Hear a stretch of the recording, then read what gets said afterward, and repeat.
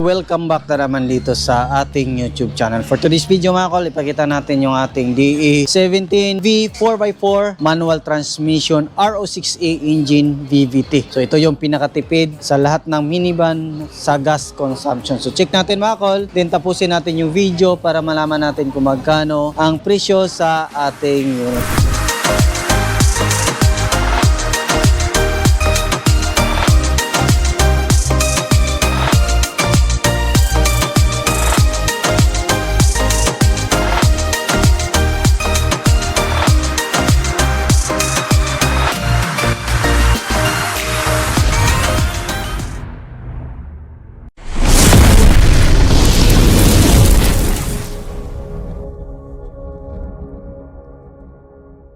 So makita natin dito yung kulay ng ating unit is color beige. Ansal urethane po yung gamit natin mga kol. So ito yung ating headlight. Original po sa DE17V. H4 halogen. Ito yung ating T10 park light. Then ito naman yung ating signal light. Meron din tayong customized na fog lamp na nilagay dito mga kol. Ayan. So LED po yan. So dual po yung ilaw ng ating fog lamp. Meron din tayong mga ilaw dito sa ating grills based sa request ng ating customer. So makita din natin dito. Meron tayong solid bumper dito sa harap. Steel bumper. Yan po yung bumper natin. Then, ito pala is two-tone. Black yung itaas din, beige yung ibaba. So, yan. Makita natin, fully tinted po yung unit natin. Dito, nilagyan natin ng 13 inches brand new mags and brand new tire. Ayan, napakaganda po ng kanyang mag wheels. So, fully undercoat po yung unit natin. Lahat ng unit natin is naka-fully undercoat yan. Auto-fold yung side mirror natin.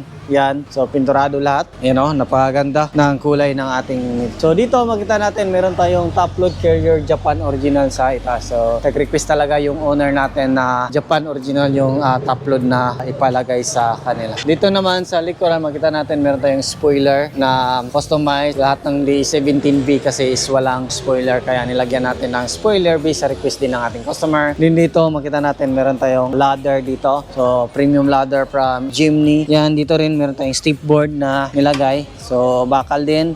Ito naman yung ating tail light ng ating DE17V. Din dito makita natin yung ating plate number is nilagyan natin ng plate holder para hindi mabihin yung plaka natin. So meron tayong dalawang camera dito. Ito yung sa dashcam, then ito yung sa ating stereo. So dito naman tayo sa loob ng ating unit. So dito naman makita natin meron tayong third set. At the same time, pwede natin yung gawing storage box. So magkabilaan po yan. Brand new na po yung mating natin dito. Brand new na din yung ceiling natin. So yung ilaw natin dito, meron siyang ilaw dyan sa loob. Yan, napakaganda. So, simple lang pero napakaganda ng minivan natin. Din dito makita natin, manual sliding lang po siya mga kol. Baka lang po dito.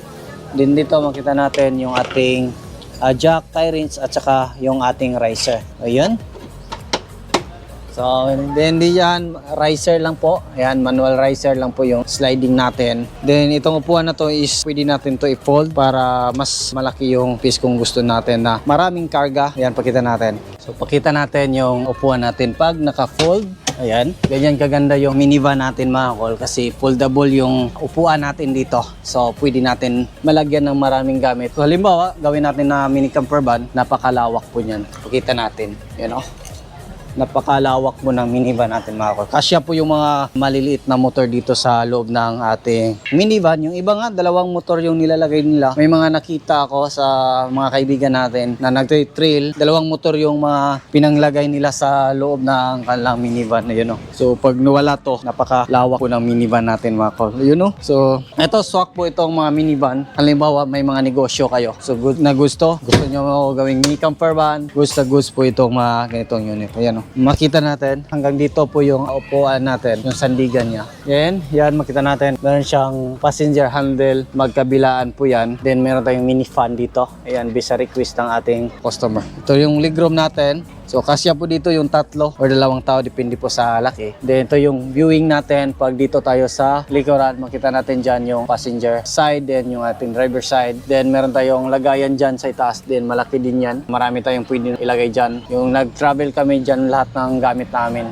So, marami ito kaming gamit na nilagay dyan sa itaas. Yan. So, dito tayo sa harap. Pakita natin.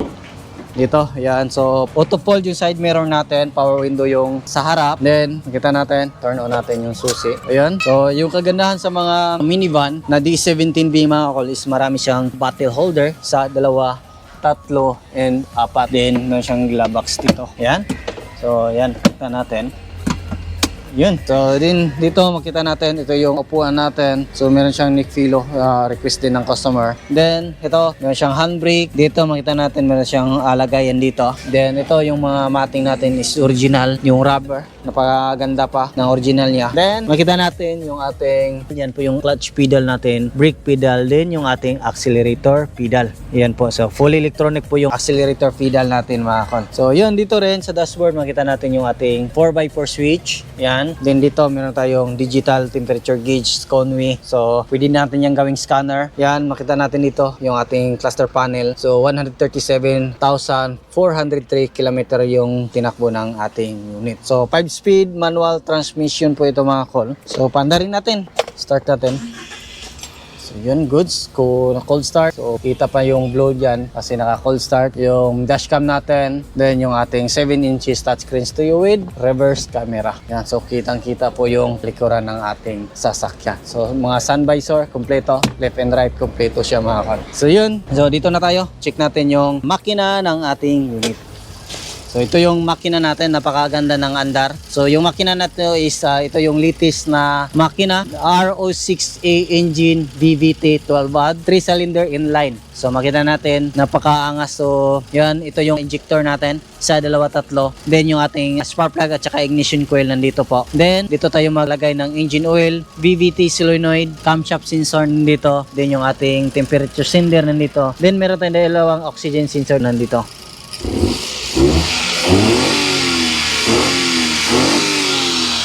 Yan, ganda ng andar ng ating unit. So check natin sa kabilang side, napaka-hintab ng kulay.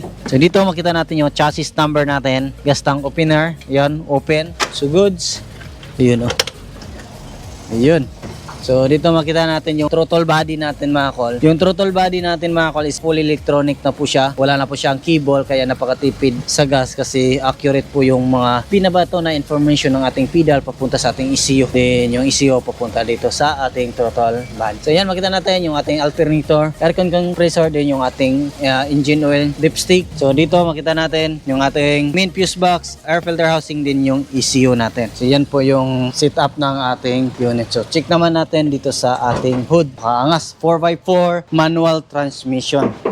Yan, so very rare lang din to, ganitong mga unit, mga kol. So dito makita natin yung ating coolant reservoir, brake fluid reservoir, din yung ating windshield washer reservoir. So yan po yung setup sa ating unit ngayon, mga kol. Yan, ganitong setup, mga kol, umabot po ito ng 368,000 all in na po yan, mga kol. 4x4 manual na DE17V. Kasama yung upgrade na brand new mags and tire, front and rear bumper, fog lamp, mga ilaw dito. Yan, pakita natin yung ilaw dyan.